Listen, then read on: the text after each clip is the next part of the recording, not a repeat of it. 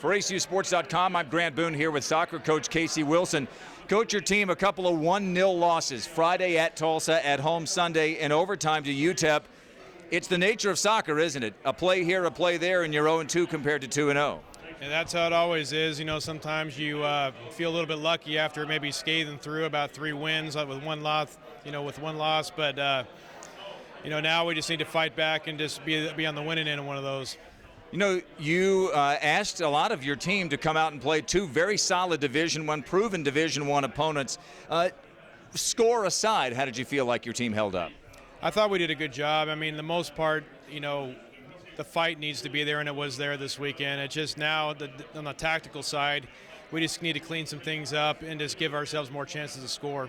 Talk about asking a lot. You put a lot, and your team put a lot on your goalkeeper, sophomore Sydney Newton. 8 saves in each of those games. She may deserve better than an 0-2 record, doesn't she? Well, just like a pitcher in baseball, right. You feel like that if you can keep them to a goal or no goals, you should come up with a tie or a win. So she's done her job. It's like we need to put some on the board. She showed some athleticism, I thought, on Sunday especially. I didn't get to see the game Friday night. She went airborne a couple of times. That could have been a 2 or 3-0 win for UTEP. She kept you in the game, I thought. No, I mean, that's just the way it is. I mean, she made a couple of those similar saves against UTEP.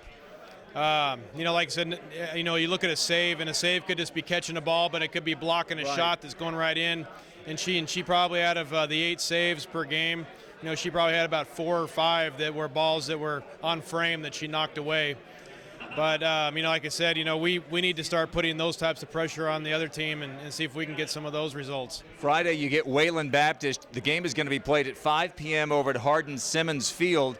And we've said this before, haven't we? Don't get misled by what a team's classification is. There are some terrific teams in NAIA and Division II and Division III. What do you expect to see from Wayland Baptist? Now, we played them last year at their place, and they're a tough team. I mean, they played with us, so it wasn't just a walk-in, and we just we had to fight for that game. So we expect the same for them again this year. All right, that's Casey Wilson. His team takes on Wayland Baptist this Friday at 5 p.m. over at Hardin-Simmons Field.